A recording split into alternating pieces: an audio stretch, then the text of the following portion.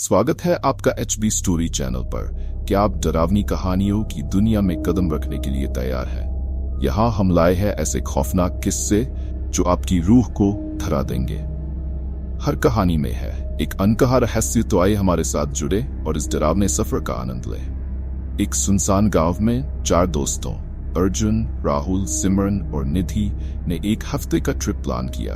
गांव की एक पुरानी कहानी के बारे में सुना था जिसमें एक किन्नर की आत्मा की बातें थीं जो अपनी हत्या के बाद बदला लेने के लिए भटकती थी। दोस्तों ने सोचा कि यह सिर्फ एक कहानी है, लेकिन उन्हें नहीं पता था कि असली डर उनका इंतजार कर रहा था। गांव पहुंचने पर उन्हें वहां की खामोशी और अंधेरे ने डरा दिया। उन्होंने गांव के एक बुजुर्ग से उस किन्नर के बारे में पूछा। बुजुर्ग ने बताया कि किन्नर को गांव वालों ने मार डाला था क्योंकि वे उसे समझते नहीं थे। उसकी आत्मा अब बदला लेने के लिए भटकती है। रात का समय था और दोस्तों ने गांव की एक पुरानी हवेली में रात बिताने का फैसला किया। हवेली में पहुंचते ही अजीब सी घटनाएं शुरू होने लगीं। दरवाजे खुद ब खुद खुलने लगे और दीवारों पर अजीब सी आवाजें सुनाई देने लगीं। अर्जुन ने कहा, यह सब तो बस डराने के लिए है, लेकिन तभी एक काले साए ने उन्हें घेर लिया। वह एक किन्नर का खौफनाक चेहरा था जिसकी आंखों में क्रोध और दर्द था। दोस्तों का दिल तेजी से धड़कने लगा। सिमरन ने हिम्मत जुटाकर पूछा, तुम्हें क्या चाहिए? किन्नर की आत्मा ने कहा, मेरी आत्मा को शांति चाहिए, लेकिन पहले तुम सबको मेरी कहानी सुननी होगी। दोस्तों ने ध्यान से उसकी बात सुनी। उसने बताया कि गांव वालों ने उसे अपमानित किया और मार डाला। अब वह अपने अपमान का बदला लेना चाहती है।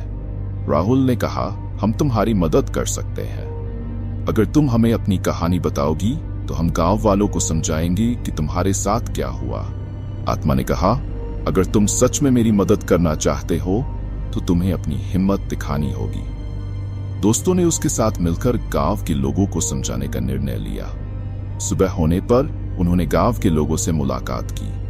उन्होंने किन्नर की कहानी सुनाई और उसे इंसाफ दिलाने की कोशिश की। गांव वालों ने पहले तो विश्वास नहीं किया, लेकिन जब उन्होंने देखा कि आत्मा उनके सामने प्रकट हो रही है तो वे डर गए। आखिरकार गांव वालों ने अपनी गलती को स्वीकार किया और किन्नर की आत्मा को शांति देने का फैसला किया। उन्होंने उसके नाम एक स्मारक बनवाने और हर साल एक मेले का आयोजन करने का निर्णय लिया। जब सब कुछ ठीक हुआ तो किन्नर की आत्मा ने दोस्तों का धन्यवाद किया और शांति से चली गई। दोस्तों ने उस दिन को कभी नहीं बुलाया और यह अनुभव उनके जीवन का एक महत्वपूर्ण हिस्सा बन गया।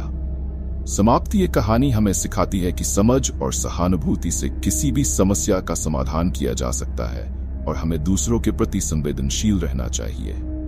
तो दोस्तों, अगर आपको ये कहानी पसंद आई हो तो हमारे चैनल को सब्सक्राइब करें और ऐसी और खौफनाक कहानियों के लिए जुड़े रहें। धन्यवाद।